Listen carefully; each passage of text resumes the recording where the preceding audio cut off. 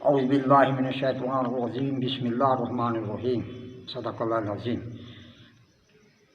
अज़ान की और अक़ामत की फ़जीलत फ़िक़्हुल वालिद से समरकंदी रहमतुल्लाह अलैह संद के साथ नकल करते हैं कि एक आदमी हज़रत सल्लल्लाहु अलैहि वसल्लम की खिदमत आलिया में हाजिर होकर कहने लगा कि मुझे कोई ऐसा अमल बताएं जिससे मैं जन्नत में दाखिल हो जाऊं। आपने इरशाद फरमाया कि अपने कौम का मुअज़्ज़िन बन जा, तेरी वजह से वो अपनी नमाज के लिए जमा हो जाया करेंगे। कहने लगा, या रसूलल्लाह, अगर मैं ना कर सकूँ तो? इरशाद फरमाया कि अपनी कौम का इमाम बन जा, कि तेरे पीछे वो नमाज़ें पढ़ा करेंगे। अर्ज़ किया, अगर ये भी ना कर सकूं, इरशाद फरमाया तो सफ़े अव्वल का लाज़म पकड़ ले। इससे बेहतर किसकी बात हो सकती है जो खुदा की तरफ बुलाए और नेक अमल करे और कहे कि मैं फरमा बरदार हूँ। मौज़नों के बारे में नाजिल हुई है, ये आयत मौज़नों के बारे में नाजिल हुई है, जो कि अभी इसका तर्जुमा सुना है। जो लोगों को नमाज के लिए बुलाते हैं और ख़ुद अज़ान व अक़ामत के दरमियान नमाज पढ़ते हैं।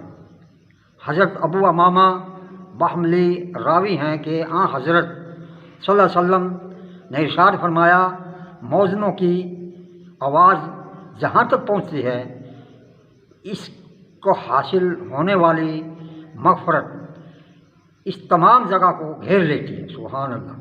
और इसे तमाम लोगों जितना अजर मिलता है जो भी इसके साथ नमाज में शरीक होते हैं, और इन लोगों के अजर में इससे कुछ कमी नहीं होती। सुभान अल्लाह। मरीज़, मौज़िन और इमाम का मुकाम।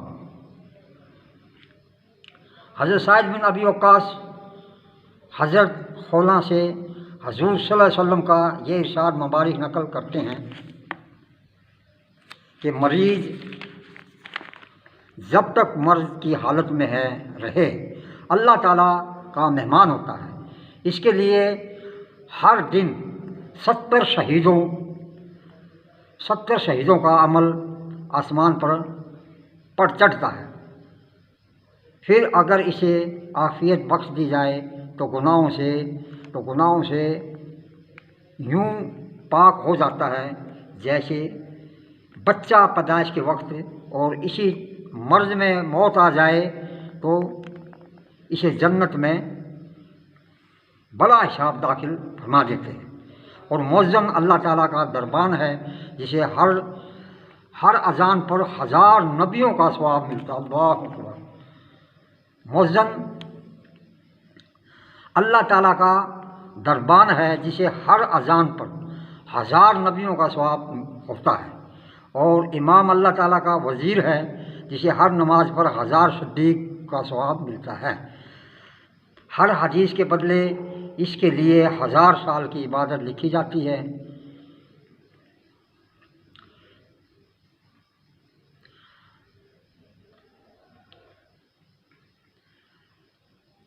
और आलम अल्लाह ताला का वकील और नुमाइंदा है, जिसे क़यामत में हर हदीस नूर अता होगा, और हर हदीस के बदले इसके लिए 1000 साल की इबादत लिखी जाती है। और इल्म सीखने वाले मर्द हों या औरत अल्लाह के खद्दाम हैं, जिनकी सज़ा जन्नत ही हो सकती है। फ़िक़्हा रहमतुल्लाह अलैह फरमाते हैं कि दरबान होने का मतलब ये है कि लोगों को दरबार खुदाबंदी में हाज़िरी के वक्त की अतला देता है, जिस तरह बादशाह का दरबान लोगों को अंदर आने की इजाज़त की अतला देता है। और ऐसे ही अल्लाह ताला का वज़ीर होने का ये मतलब है कि लोग नमाज में इसकी इब्तिदा करते हैं, और इनकी नमाज भी इसकी नमाज के साथ मुकम्मल होती है। एक हदीस शरीफ में है कि जो शख्स 60 साल تک اذان دیتا ہے اللہ تعالیٰ اس کو جہنم کے 7 حصوں سے نجات عطا فرماتے ہیں، بشرطے کہ اس کی نیت صحیح ہو۔ مؤذن کے گواہ، حضرت صلی اللہ علیہ وسلم کا فرمان مبارک ہے کہ مؤذن کو آواز پہنچنے کی حد تک مغفرت حاصل ہوتی ہے اور تمام خشک اور تر چیزیں اس کی تصدیق کرتی ہیں۔ حضرت ابو سعید خدری فرماتے ہیں، جب تم ان بستیوں میں ہوا کرے اور اذان کہنے لگے تو اپنی آواز کو خوب بلند کیا کر کہ میں نے حضور صلی اللہ علیہ وسلم کو یہ فرماتے ہوئے سنا کہ مؤذن کی آواز کو جو بھی سنتے ہیں، درخت ہوں یا پتھر یا کچے ڈھیلے، جن ہو یا انسان، یہ سب قیامت کے دن اللہ تعالیٰ کے حضور اس کی حق میں گواہی دیں گے۔ سبحان اللہ۔ قیامت کے دن حضرت بلال کی اذان، حضرت معاذ بن جبل رضی اللہ تعالیٰ عنہ سے روایت ہے کہ حضور صلی اللہ علیہ وسلم ارشاد فرمایا کہ اللہ تعالیٰ بلال کو قیامت کے دن جنت کی ایک اونٹنی پر سوار کرا کے بھیجیں گے جو اس کی کمر پر اذان کہے گا،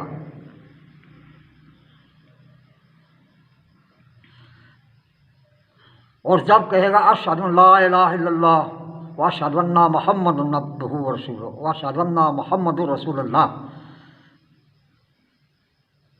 کہے گا، تو لوگ ایک دوسرے کی طرف دیکھیں گے اور کہیں گے کہ جیسے تو نے گواہی دیتا ہے، جیسے تو گواہی دیتا ہے ہم بھی ایسے ہی گواہی دیتے ہیں، حتیٰ کہ وہ تمام محشر کا چکر لگائے گا اور فارغ ہو کر جنت کے حلے پہنائے جائیں گے، تو سب سے پہلے حلہ جو ہے بلال کو پہنایا جائے گا اور پھر صالحین مؤذنوں کو۔ قتادہ فرماتے ہیں کہ ابو ہریرہ کی یہ بات ہمارے ہاں عام ذکر کی جاتی ہے کہ مؤذن حضرات قیامت کے دن سب سے زیادہ لمبی گردنوں والے ہوں گے، اور قیامت میں انبیاء علیہ السلام کے بعد سب سے پہلے شہید اور مؤذنوں کا فیصلہ ہوگا۔ چنانچہ بیت اللہ کے مؤذن اور بیت المقدس کے مؤذن کو بلایا جائے گا اور اس کے بعد دوسرے مؤذنوں آئیں گے۔ مؤذن ہونے کی تمنا، اللہ اکبر۔ حضرت عبداللہ بن مسعود رضی اللہ تعالیٰ عنہ فرماتے ہیں، اگر میں مؤذن ہوتا تو کسی جہاد میں شامل ہونے کی کوئی بھی پرواہ نہ کرتا۔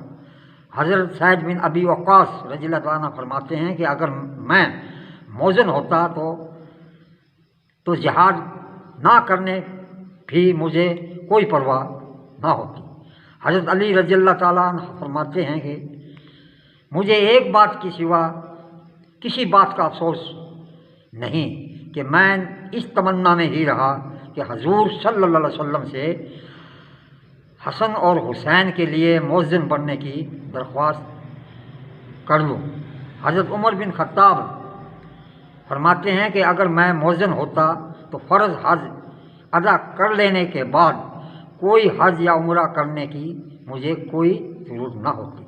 حضرت صلی اللہ علیہ وسلم کا ارشاد مبارک ہے کہ جس شہر میں مؤذن زیادہ ہوتے ہیں وہاں سردی کم ہوتی ہے۔ حضرت جابر بن عبداللہ رضی اللہ تعالیٰ روایت ہے کہ حضور صلی اللہ علیہ وسلم نے ارشاد فرمایا کہ جب مؤذن اذان کہتا ہے تو شیطان بھاگتا ہوا روما مقام تک پہنچ جاتا ہے جو کہ مدینہ پاک سے 30 میل پر ہے۔ رب العالمین۔